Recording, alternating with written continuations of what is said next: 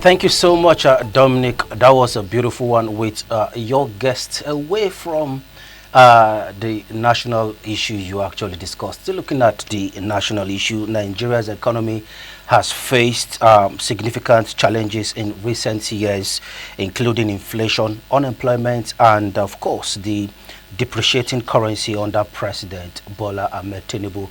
We have a very seasoned business expert. He's also a songwriter. And of course, he's a man with multiple faces. He's in person of Mr. Austin Adigwe. Thank you so much for coming live to the program. Good morning. Thank you for having me. It's a pleasure to see you. Always a pleasure. We've always had you virtually. Okay, so let's look at the Tinubu's administration. How would you address or assess the overall economic direction of Tinubu's administration so far? Okay, so the beautiful thing about the economy is that it's not subjective. There are metrics, okay, or what we call economic indicators that speaks to the performance of the economy at given intervals. I think the challenge we have here is that most Nigerians don't actually pick interest in those reports as they're being rolled out by either MBS or DMO or even CBN. So judging by the economic indicators, you will see clearly that the economy is underperforming and seriously underperforming. Okay, you want to look at the GDP, the quarter 3 GDP that was just released a few days ago. Okay, so you will see that yes, there was a growth of 3.46%, but go behind that number, you'll be shocked that the growth is coming majorly from the service, sector, from the service industries. In absolute terms, that growth represents about 637 billion naira, because in quarter 3 of 2023, we recorded 19.4 trillion in our real GDP. In quarter 3 of 2024, which is year on year, we've done 20.1 trillion. Okay, that gives you a difference of about 637 billion. But that looks like a kind of increase. Yeah, that's an increase, of course. But my concern is, where is this increase coming from? Because if it's coming from what I would call the priority sectors, like the manufacturing, the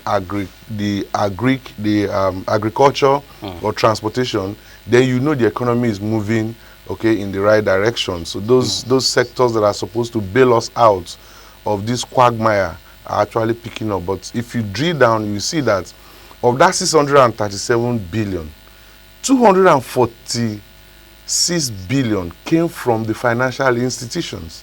That's about 36%. Why communication and information technology accounted for 185 billion. That's another 26%. Manufacturing, which should be the focal point, because all we are trying to do, to salvage naira is, reduce the dollar content in our consumption. That can only happen if our manufacturers are firing on all the cylinders. Even if we're not exporting what is being manufactured, would have created import substitution.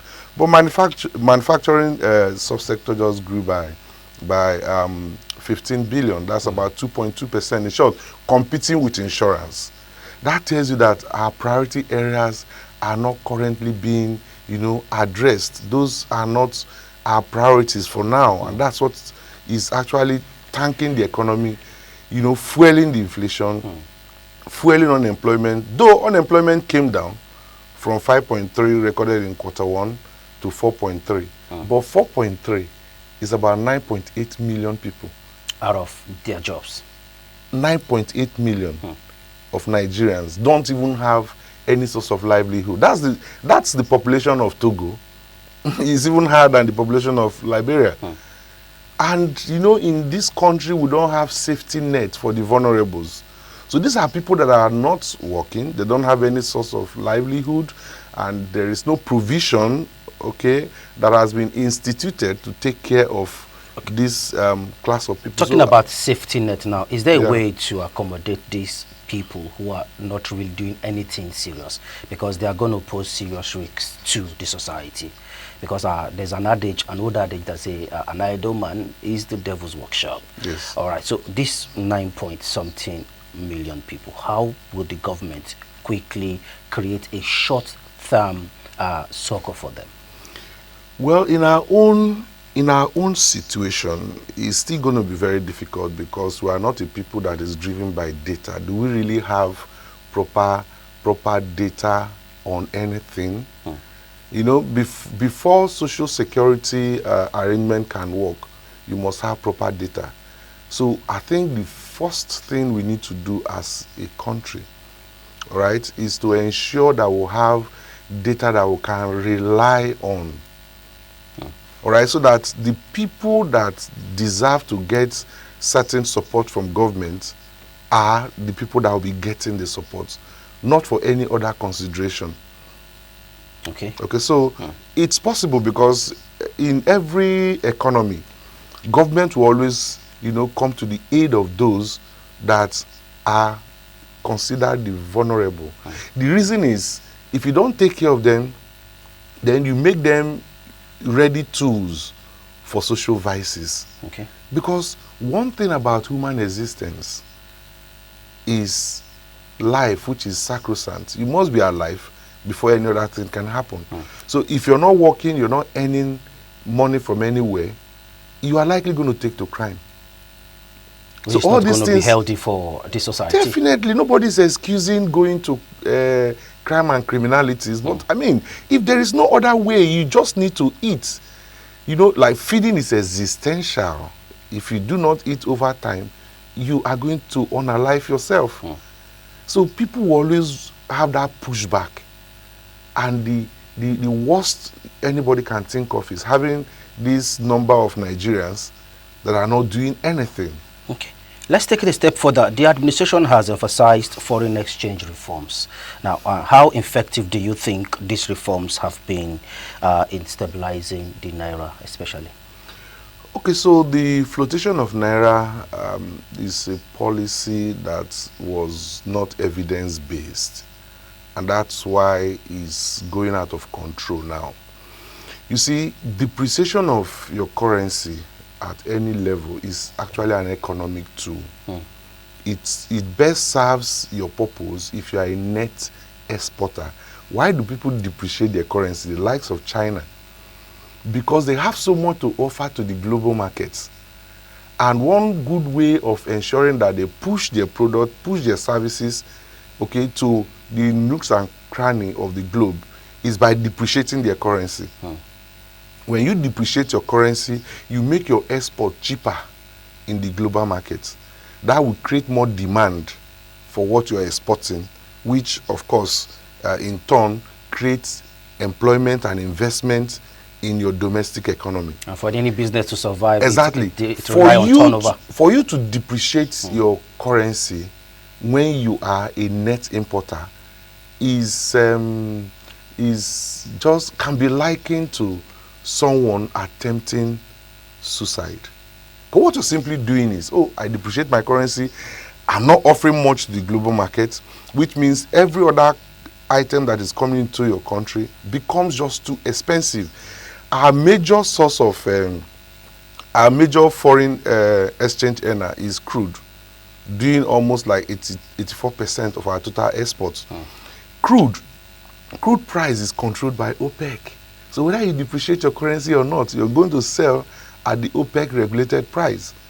So if you are doing so much at the export end, it becomes economically viable for you to depreciate your currency in order to penetrate the international market, gain more presence, and then back home you would have created a base that will support, you know, whatever markets you're creating. So keep in mind that Section 16 of CBN Act, which is still an extant law, required CBN to determine the exchange rate of Naira from time to time. So it's not even unlawful for CBN to defend the position of Naira. What I would have expected this administration to do is tackle the corruption, okay, in that FS market arrangement, to take out the arbitrage and those doing round tripping. These are human beings. We know them.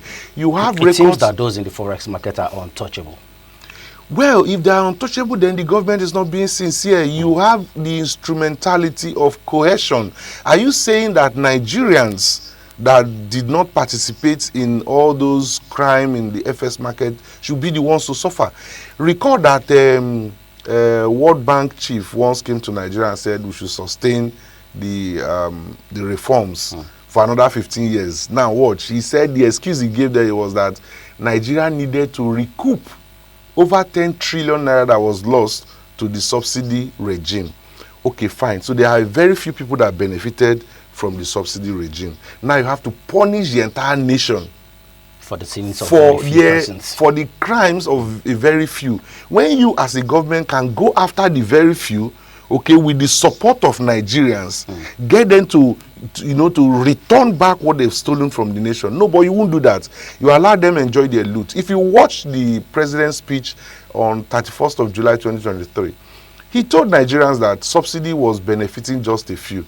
Nigerians have seen now that subsidy was not just benefiting just a few, but everybody.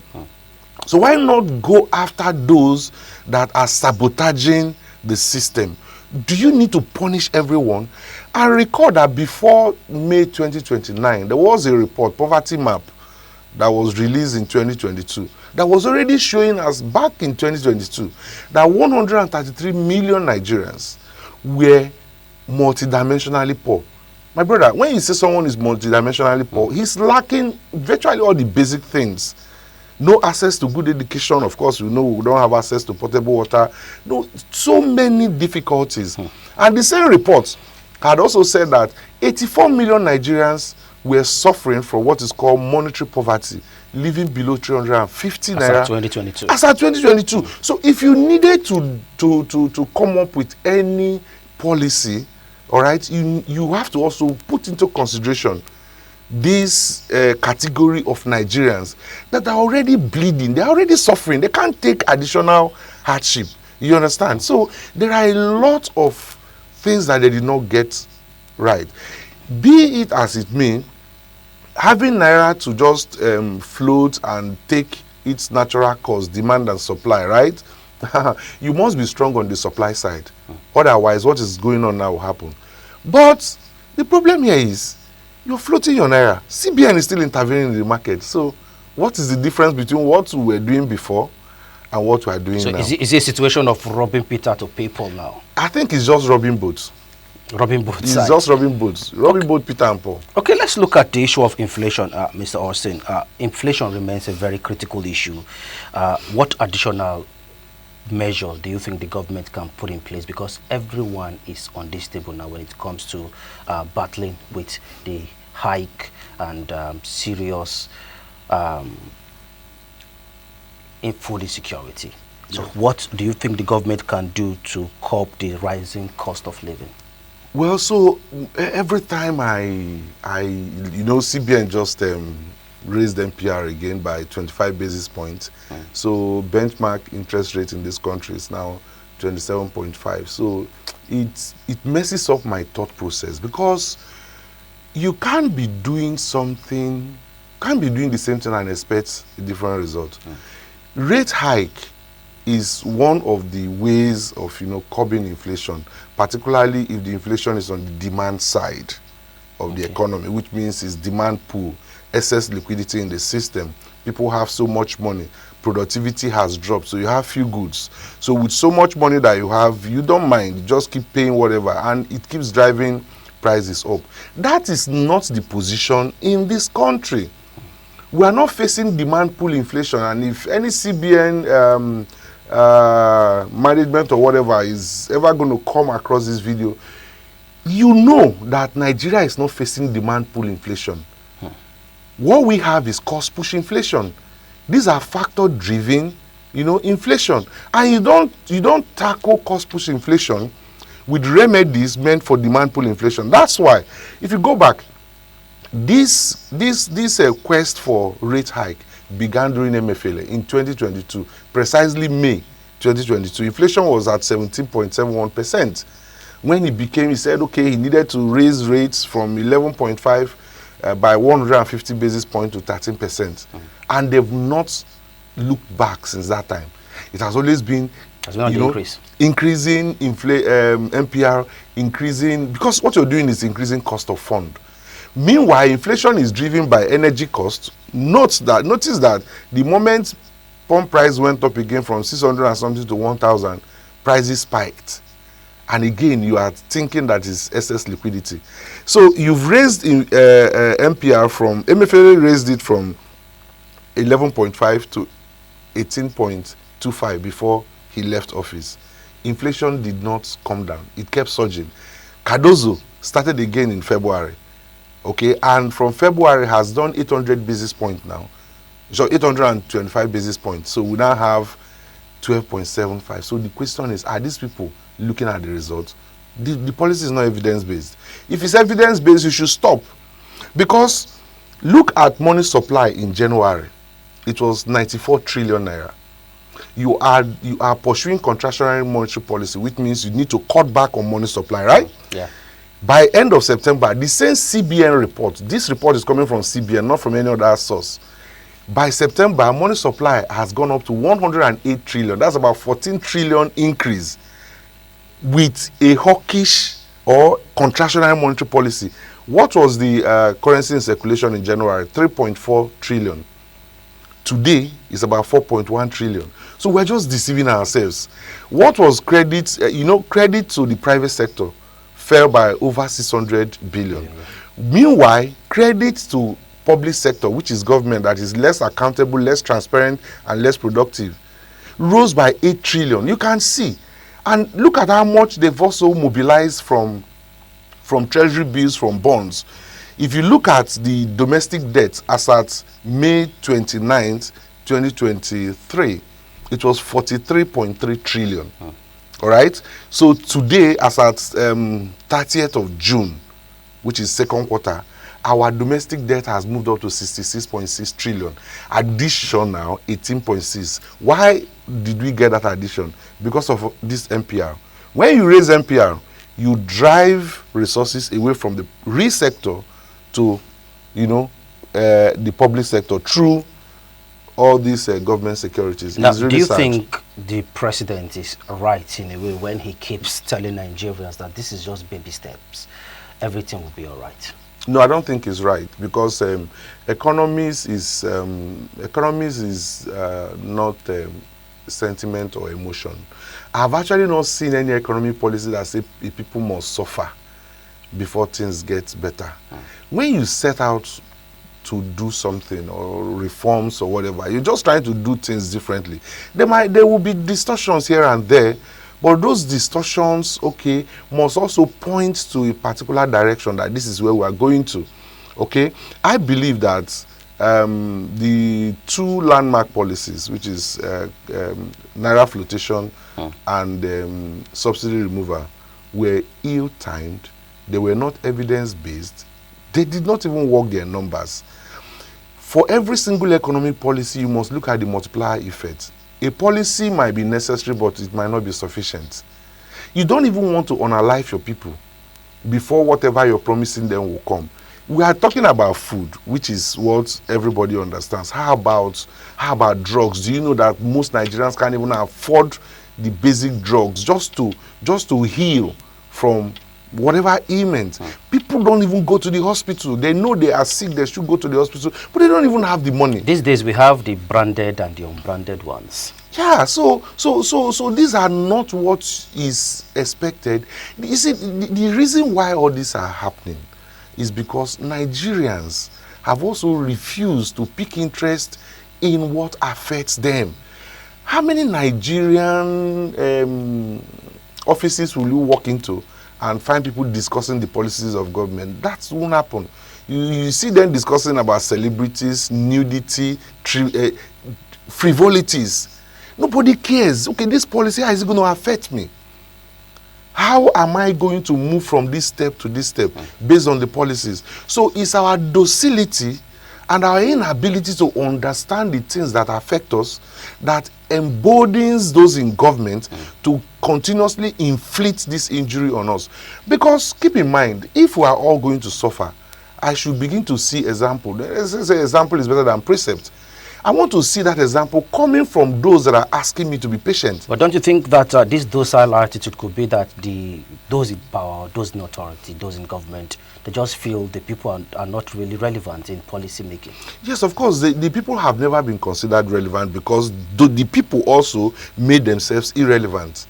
You know, if we are, you see, because we are so engulfed with sentiments, primordial considerations that has never helped anybody, we look away from the important things. You find Nigerians in any discussion, you know, peddling all this moral equivalency fallacy.